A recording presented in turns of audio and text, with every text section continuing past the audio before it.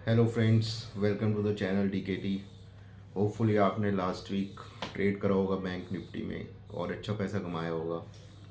अब जैसे कि वीकेंड था, आप लोगों ने पार्टी भी अच्छी करी होगी और होपफुली आज एक्सरसाइज उससे ज़्यादा अच्छी करी होगी, क्योंकि ये कहा जाता है वर्क हार्ड, पार्टी हार्डर और एक्सरसाइज हार्डेस्ट।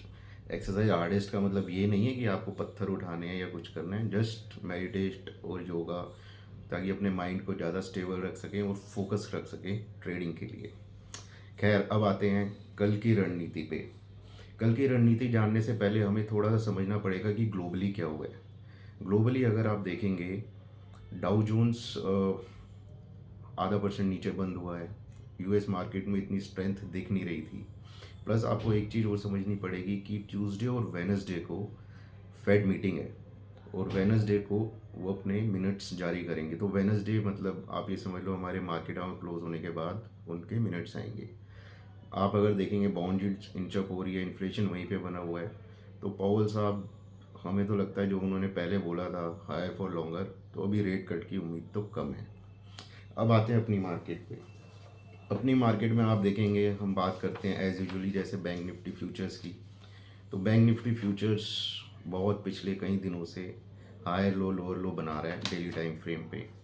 इसके अलावा आप देखेंगे स्ट्रेंथ किसी चीज़ में दिख नहीं रही है, सारी चीज़ें बेरिश हैं, इंडिकेटर्स सारे बेरिश हैं। लेकिन इसका मतलब ये नहीं है बेरिश मतलब रोज़ ही गिरेगा। ये बैंक निफ्टी काफ़ी गिर चुका है। अगर आपको चार्ट्स देखने आते तो आप उसमें देखिए, अपने टॉप से 2000 पॉइंट गिर चुका है और ये अपने बहुत ही सपोर्ट लेवल पे आ गया है। अगर आप वीकली ये में देखेंगे तो उसका सपोर्ट लेवल है। राइजिंग ट्रेंड लाइन देखेंगे कोरोना के टाइम से, उसका सपोर्ट लेवल है।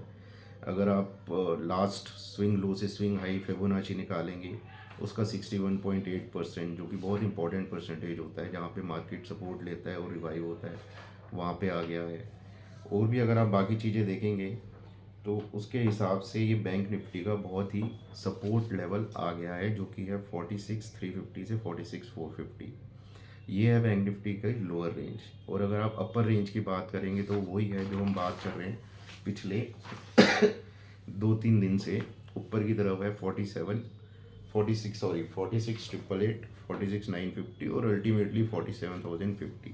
तो आप मोटा मोटा रेंज पकड़ लें 46,350 से 46,950 और 47,050। काफ़ी गिरने के बाद बैंक निफ्टी यहाँ पे कंसोलिडेट कर सकता है और कंसोलिडेशन के बाद अगर कोई रेंज एक्सपेंशन हो तो आप वहाँ पे ट्रेड अकॉर्डिंगली ले सकते हैं। कंसोलिडेशन में अगर आपको ट्रेड करना आता है तो वो भी किया जा सकता है, क्योंकि रेंज थोड़ी बड़ी है। लेकिन मेरा मानना ये है कि कंसोलिडेशन के बाद जब रेंज एक्सपेंशन हो तब आप उस फ्यूरियस मूव जो बैंक निफ्टी दिखाता है उसको पकड़ने की कोशिश करें।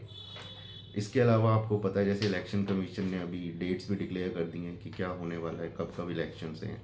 तो जो बड़े इन्वेस्टर्स होते हैं, प्रॉप डेस्क होते हैं, क्लाइंट्स होते हैं, इंस्टीट्यूशनल इन्वेस्टर होते हैं, वो अपनी पोजीशन धीरे धीरे बिल्डअप करनी शुरू कर देते हैं on the basis of their analysis कि कौन सी गवर्नमेंट आने वाली है, रूलिंग पार्टी आने वाली है, पोजीशन आने वाली है।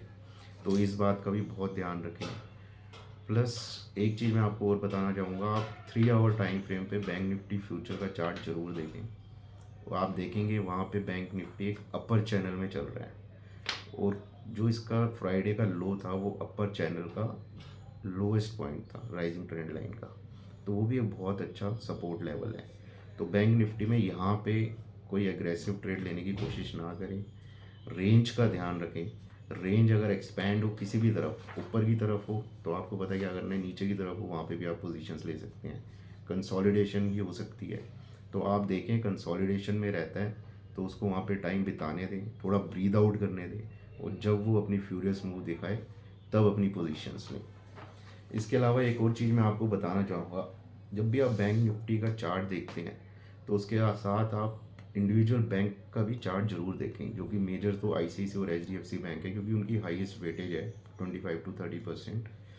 तो उनके भी मैं थोड़े से लेवल आपको दे देता हूँ। आप अगर H D F C bank पूछेंगे, ये सारे फ्यूचर्स लेवल हैं। H D F C bank में आपके लेवल आ रहे हैं 1440 to 1470। 1440 सपोर्ट है, 1470 ऑफकोर्स रेजिस्टेंस है। और आई सी आई सी बैंक का है 1063 to 1100।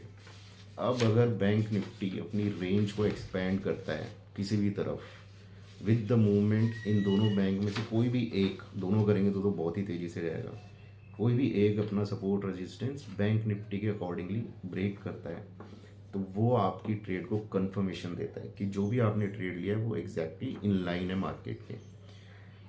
इसके अलावा आप ओपन इंटरेस्ट की बात करें, ओआई डाटा की बात करें, वो सारा बेरिश है आपका। अगर आप रेजिस्टेंस लेवल पूछे तो जहाँ पे क्लोज हुआ है 46,500 टू 46,800 रेजिस्टेंस है, ये स्पॉट लेवल्स होते हैं ओआई डाटा के। और अगर आप सपोर्ट की बात करें तो वही 46,500 से 46,000, क्योंकि डाटा बेरिश है तो सपोर्ट लेवल टूटने के ज़्यादा चांसेस हैं। अब टूटेगा नहीं टूटेगा ये तो प्राइस एक्शन बताएगा मंडे को। तो मेजरली फोकस आपको क्या करना है एज ए रिटेल ट्रेडर, आप रेंज का ध्यान रखें। जो रेंज आपको बताई है उस रेंज का अगर कहीं भी एक्सपेंशन होता है नीचे की तरफ या ऊपर की तरफ तो आप अकॉर्डिंगली ट्रेड ले सकते हैं।